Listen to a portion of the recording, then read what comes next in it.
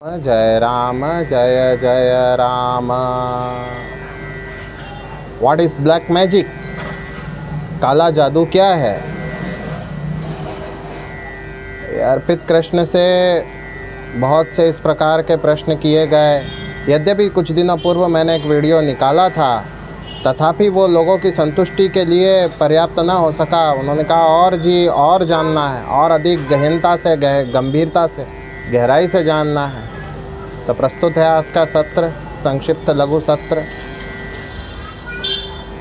काला जादू एक विचित्र अटपटी प्रणाली है जो कि मनुष्यों को दंडित करने हेतु, मनुष्यों पर प्रहार करने हेतु, उनको पीड़ित प्रताड़ित करने हेतु जो है कलयुग में प्रभावशाली है।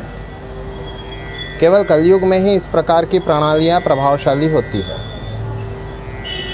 ये सामान्य तंत्र शास्त्र नहीं है, यह आगम शास्त्र का हमारे कोई भाग नहीं है, कोई हिस्सा नहीं है। आगम शास्त्र बहुत बड़ा, बहुत विस्तृत और बहुत महान है, बहुत ऊंचा है। इससे काला जादू तो एक प्रणाली, एक पद्धति कलयुग में काली शक्तियों के प्रभाव में वृद्धि करने हेतु जो है वो लागू की गई है।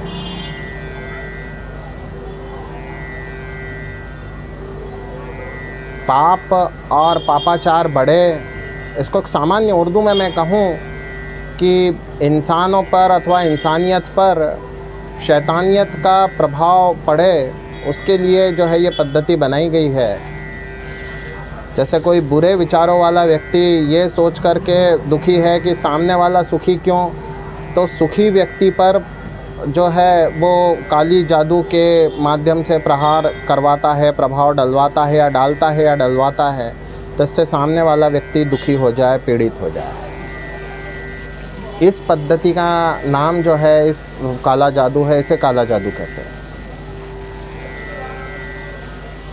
अब ये काला जादू जो है वो क्या समस्त मनुष्यों पे प्रभावशाली है? तो नहीं है, समस्त मनुष्यों पे प्रभावशाली नहीं है।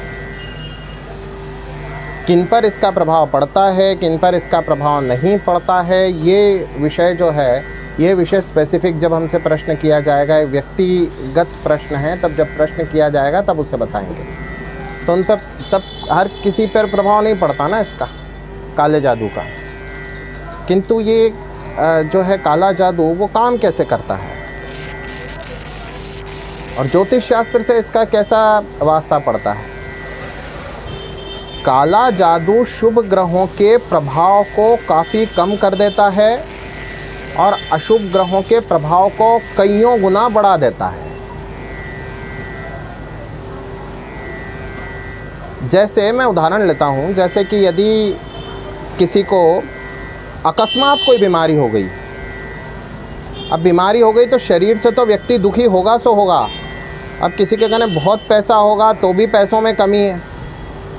भाई डॉक्टर वैद्य में जो पैसा जाएगा तो पैसों में कमी आएगी ना। किसी के कहने बहुत पैसा होगा तो भी पैसों में कमी आएगी, और किसी के कहने कम पैसा होगा, किसी के कहने जो है पैसों का बड़ा अभाव होगा तो उसको तो बड़ा भारी शौक लगेगा, और किसी के कहने पैसा होगा ही नहीं अथवा कोई कर्जे में होगा तो उसके लिए तो लुटिया डूबने सरी की बात हो जाएगी। तो ऐसे में जो है ये जो काला जादू है वो किसी का यदि बहुत अच्छा समय चल रहा है तो वो अच्छा समय कम रहेगा, कम प्रभावशाली रहेगा। किसी का सामान्य समय चल रहा है तो वो सामान्य अशुभ में बदल जाएगा, और किसी बेचारे का यदि अशुभ ही चल रहा है तो फिर तो उसके लिए जो है करेला वो भी नीम चढ़ा वाली बात हो जाएगी। जो है ना, समस्याएं अपने साथ में रिश्तेदारों को लेके आती है, वो वाली बात हो जाएगी। ये विषय भी जो है बड़ा व्यक्तिगत हो सकता है कि यदि और अधिक समझना हो तो और अधिक फिर व्यक्ति पूछे, प्रश्न पूछे तो बताएंगे उनको। पर यहाँ वीडियो में बस इतना ही इस पे कहेंगे। तो इस तरह से ये प्रभाव डालता है। और काला जादू कोई मंत्रों से ऑपरेट नहीं होता। मंत्र तो बड़े पवित्र हैं। इसको क्या है, कलयुग में सिद्ध किया गया है, नकारात्मक शक्तियों द्वारा, काली शक्तियों द्वारा, निगेटिव्स द्वारा जो है इसको कलयुग के लिए प्रभावशाली बनाया गया है, इसकी पद्धतियाँ भी बहुत गंदी सी होती है, बहुत बुरी पद्धतियाँ होती है, गंदी गंदी पद्धतियाँ। उनके द्वारा जो है आचरण करने पर राक्षसी शक्तियाँ जो है उसको तात्कालिक रूप से सिद्ध कर देती है कि इस कालखंड में इसका बड़ा प्रभाव रहेगा। तो फिर उन प्रणालियों का प्रभाव पड़ता है।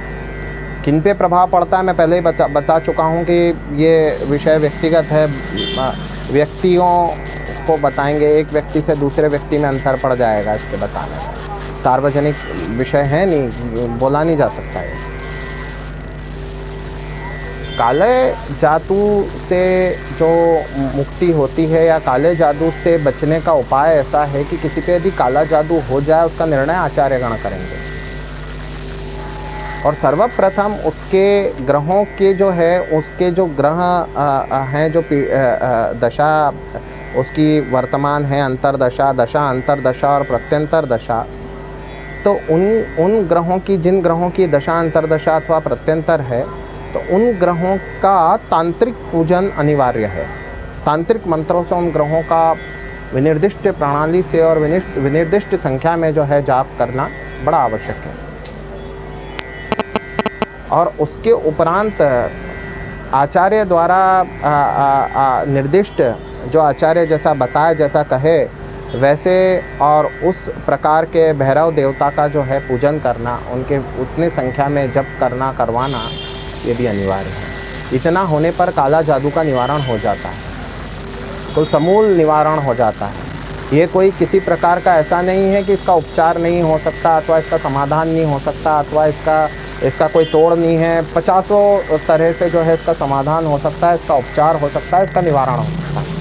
मैं ऑन रिकॉर्ड वीडियो में ही बता दिया किस तरह से हो सकता है। पहले ग्रहों का उपचार करके ग्रहों की जो दुर्बलता आ गई है उसको दूर कर लिया जाए, और उसके उपरांत फिर जो है भैरव पूजन प्रणाली से जो है पूजन कर लिया जाए, जप करवा लिए जाएं। तो वो जप करवा लेने के उपरांत एक संख्या के अंतर्गत रुद्राभिषेक करवा लेने के उपरांत काला जादू सरी की जो गंदी प्रणालियां हैं उनका प्रभाव मनुष्य पे से हट जाता है। तो ये थोड़ा बहुत कुछ मैंने काला जादू पे बताया। आगे और भी इस तरह की बातें मैं बताता रहूँगा। अच्छा, सर्वसाधारण को चाहिए भगवान का भजन करे, भगवान का ध्यान करे, और मैं तो यही जो है सुझाव दूंगा कि ऐसी बातों से घबराएं नहीं और ऐसी बातों के चक्कर में न पड़े। यह प्रकृतैर्ज्ञानपथैर्जनानां यथा स्वयं देहगतो विभाति यथा नीलः पार्थिवमाश्रितो गुणं स ईश्वरो मे कुरुतां मनोरथम्। श्री राम जय राम, जय जय राम राम।